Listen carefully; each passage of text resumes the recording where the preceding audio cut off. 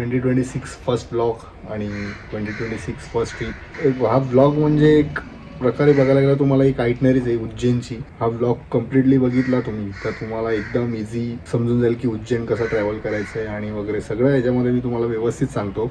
आणि बघत हा व्हिडिओ पूर्ण बघितला तर तुम्हाला समजेल, नाही तर नाही समजणार. बघायला गेलं तर मी फॅमिलीसोबत गेलेलो, तर एवढं शूट नाही केलेलं आहे मी. तुम्हाला मी व्यवस्थितपणे सगळे आयटनरीज सांगेन, तुम्ही व्यवस्थित ऐका आणि तुम्हाला समजेल पण की कसं ट्रॅव्हल करायचं, काय करायचं. एकदम इझीमध्ये तुम्हाला सांगतो, सर्व डिटेल्स पण मी देईल. असेल समजलं तर DM करा मला, मजा येईल तुम्हाला या व्हिडिओमध्ये. सो फर्स्टली तुम्हाला उज्जैनला जायचं आहे तर तुम्हाला ट्रेन आहे, रोड आहे आणि जो तुम्हाला बेस्ट वे वाटेल जाण्याचा तो तुम्ही चूज करा. मी तर ट्रेननी गेलेलो आणि बेस्ट आहे ट्रेनचा. एकदम तुम्हाला ट्रेन कुठून पण भेटून जाईल.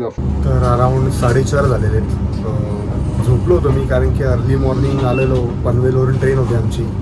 सो झोप नव्हती झाली रात्री आणि थोडा वेळ झोपलेलो. आता वडोदरा स्टेशन क्रॉस झालेलं आहे. माहीत नाही, मे बी अराऊंड 12 तास लागतात मुंबईवरून उज्जैनला पोचायला. आता आमचं ट्रेनवर डिपेंड आहे. ट्रेन थोडी लेट पण आहे, पण मध्ये मध्ये रिकवर करते टाईम. तर माहीत नाही कधी पोचू. 10 10:30 होतीलच, 11 पण वाजतील, बोलू नाही शकत ट्रेनवर. बघूया पुढचा प्लॅन कसा काय.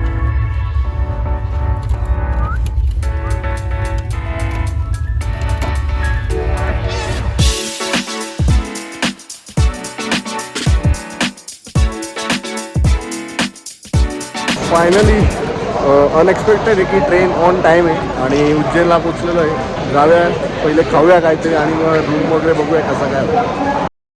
उज्जैनला तुम्ही उतरा. उज्जैनला उतरल्यावरच तुम्हाला उज्जैनच्या बाहेर लोक येतातच प्लॅटफॉर्मवर विचारायला, ते ऑटो विटोवाले. तर ते तुम्हाला मंदिराकडे ड्रॉप करतील. मंदिर काय जास्त लांब पण हार्डली 2-3 किलोमीटरच असेल. तर तुम्हाला सोडतील, तेच तुम्हाला रूम पण दाखवतील. पण रूमची मात्र काळजी घ्या तुम्हाला, कारण की फार एक्सपेन्सिव्ह होते ते रूम्स आणि तसे म्हणजे वर्थ नाही करत जेवढे ते पैसे घेतात. आणि तसा रूम ते क्वालिटी नाही देत. मी रूमचं प्रॉपर म्हणजे तुम्हाला हे नाही देणार रिकमेंडेड, बट तुम्ही तिथे फिरा, बेस्ट रूम घ्या. तिथे चांगले 3 स्टार 4 स्टारच रूम पण आहेत, म्हणजे त्यांची प्राइस आहे. आणि मंदिराच्या जस्ट म्हणजे 50 मीटर्स बोला, 60 मीटर्स बोला, त्याच रेंजमध्ये तुम्हाला रूम्स भेटेल राहायला. आणि इकडेच चौकमध्ये तुम्हाला सर्व खाणं म्हणजे जेवण वगैरेची पण सोय होईल. जेवण आहे चांगलं आहे तिकडे, व्यवस्थित भेटेल तुम्हाला रेंजमध्ये आणि चांगलं जेवण पण मिळेल. असं काय होता तर मी फर्स्ट डे तिकडे पोचलो, रूम वगैरे चेकिंग केला. आणि कारण की माझी ट्रेन इथून सकाळची होती आणि मी तिथे रात्री पोचलो. पूर्ण तर डेज माझा तो ट्रेनमध्येच गेला. दुसऱ्या दिवशी आम्ही फ्रेश वगैरे होऊन सकाळीच अर्ली मॉर्निंग आम्ही ओंकारेश्वरला निघालो, जे तिकडून 150 किलोमीटर आहे उज्जैनवरून.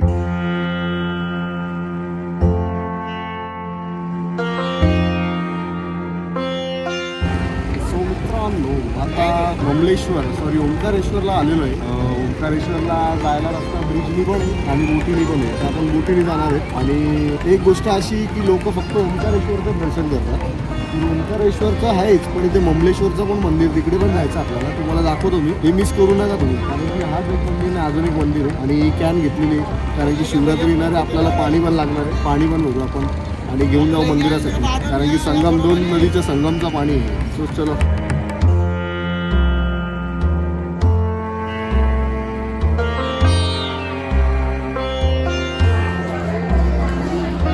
मित्रांनो, ओंकारेश्वरचं दर्शन झालेलं आहे. आता चाललं आहे ममलेश्वरमध्ये. तुम्ही बघू शकता ओंकारेश्वर तिकडे, ते बघू शकता तिकडे ओंकारेश्वर आहे आणि इकडे ममलेश्वर आहे. जसं तुम्हाला बोललो होतं, बरेच लोक स्किप करतात. चलो आहे.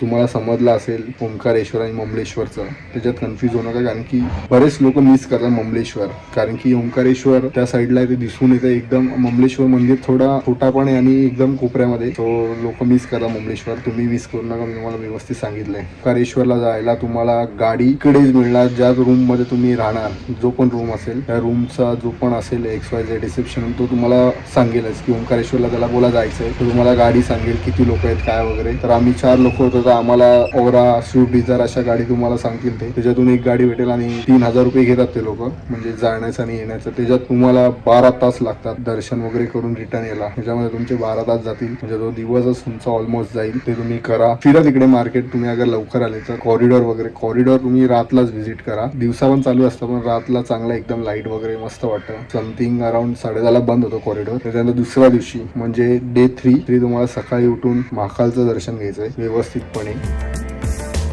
आता चाललेलो आहे दर्शनाला महाकालच्या आणि आनंद होतोय. 2026चा फर्स्ट ट्रिप त्यांनी बोलवलं आणि आलेलो दर्शनाला. जाऊया पटकन दर्शन घेऊया.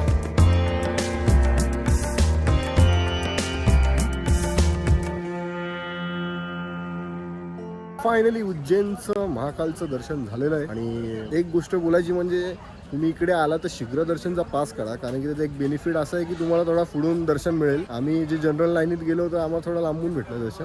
पण एनिवेज तुम्हाला तिकडे भेटेल चांगलं. आता वळूया दुसरे जे स्पॉट आहेत तिकडे फिरूया. तुम्हाला वाटत असेल की भस्म आरतीचं वगैरे काय, भस्म आरतीसाठी तुम्हाला ऑनलाईन बुकिंग करायला लागेल. पण मी बोलेल की ऑनलाईन बुकिंग पण त्याच्यामध्ये पण 3 होतात, कारण की मला फेब्रुवारीची बुकिंग करायची होती. इकडे त्यांनी डेट दिलेली का 20 जानेवारी पासून फेब्रुवारीची बुकिंग स्टार्ट होईल. सो मी 19 जानेवारीला चेक केलं तर तिकडे कम्प्लिटली असं दाखवलं की फेब्रुवारीच्या मंथचं पूर्ण बुकिंग झालेलं आहे. तर असे पण विषय होतात ऑनलाईन मध्ये. सो तुम्हाला भेटेल ऑनलाईन, मुश्किल आहे पण तुम्ही ट्राय करा ऑनलाईनच. आता तिकडे जाऊन तुम्ही असे तिथले लोकल असतात त्यांना पकडा, ते लोक एक्स्ट्रा पैसे वगैरे घेतात आणि देतात. आणि उज्जैनच्या दर्शनाचं झालं तर आता उज्जैनचं दर्शन जनरल लाईन पण असते फ्रीमध्ये आणि एक VIP लाईन आहे ज्याच्यात तुम्हाला 250 रुपीज भरायला लागतात. ते ऑनलाईन पण भरू शकता तुम्ही म्हणजे घरी बसल्या बसल्या, आणि तिकडे जाऊन पण तिथे काउंटर्स आहेत भरपूर, तुम्हाला भेटून जातं तिकीट वगैरे. त्याचं खासियत असं आहे की 250चं तिकीट अगर तुम्ही काढला तर तुम्हाला थोडं पुढून दर्शन मिळेल. आणि फ्री म्हणजे तुम्हाला त्या मंदिरात जो मंदिर आहे मेन त्याच्या इथे फोटोज वगैरे काढायला. आणि जनरलला तुम्हाला फार लांबून दर्शन घ्यावं लागेल. मग तिकडून तुम्ही आला तर तुमच्याकडे फार टाइम आहे, मग तुम्ही तिथे इलेक्ट्रिक ऑटोवाले असतात आणि दुसरे पण असतात, पण इलेक्ट्रिक एक बेस्ट आहे. ते 500 रुपीज घेतात आणि तुम्हाला जे मंदिर असेल जसं की काल भैरव झालं, दुसरं झालं गडकालिका माता आणि हरसिद्धी माता, वरतून ते एक आश्रम आहे ते कृष्ण बलराम सुदामा हे लोक म्हणजे त्यांनी विद्या जिथून शिकले होते त्यांचा आश्रम आहे. त्या या सगळ्या गोष्टी तुम्हाला 500 मध्ये तो सगळं फिरून. ही जी माझी ऐकणारी पर्सनली फर्स्ट डेला ट्रॅव्हल्स केला, दुसऱ्या दिवसले ओंकारेश्वर, तिसऱ्या डेला तुम्ही उज्जैनचं दर्शन घेऊन तिथल्या परिसरचं दर्शन वगैरे बाकीच्या मंदिरांचं दर्शन घेऊन तुम्ही रात्रीची ट्रेन पकडा, म्हणजे तुम्ही 4थ्या दिवशी घरी असाल सकाळी मॉर्निंगला. तुम्हाला अगर प्रॉपरली एक्सप्लोर करायचं तर तुम्ही इंदोरचा पण स्टे करू शकता. म्हणजे बेसिकली काय करा, इंदोरला उतरा, इंदोरला एक दिवस स्पेंड करा. इंदोर पण म्हणजे मी तर फिरलो नाही पण आहेत बऱ्याचशा गोष्टी चांगल्या इंदोर सिटी. इंदोर वरून तुम्ही ओंकारेश्वर वगैरे, कारण की तिकडून जवळ आहे. ममलेश्वर, उज्जैन आणि मध्ये इंदोर येतं. माझी इच्छा आहे की मित्रांसोबत एक उज्जैनची ट्रिप करावी, त्याच्यात मी प्रॉपर ब्लॉग करेल, म्हणजे त्याच्यात मजा येईल. मित्र वगैरे असेल तर बघूया आता कधी काय होतं. आय होप तुम्हाला व्हिडिओ आवडले असेल तर लाईक करा, कमेंट करा, सबस्क्राईब करा. अशी काय होती आयटनरी ही. आय नो की थोडी म्हणजे एकदम फास्ट मध्ये, आणि उज्जैनला ट्रॅव्हल करण्याचा बेस्ट टाइम म्हणजे हाच आहे, जानेवारी फेब्रुवारी, म्हणजे श्रावण सोडून. तुम्हाला समजले असेल की काय ऐकणारी. एवढंच करा. Thank you, bye. सगळीकडे काय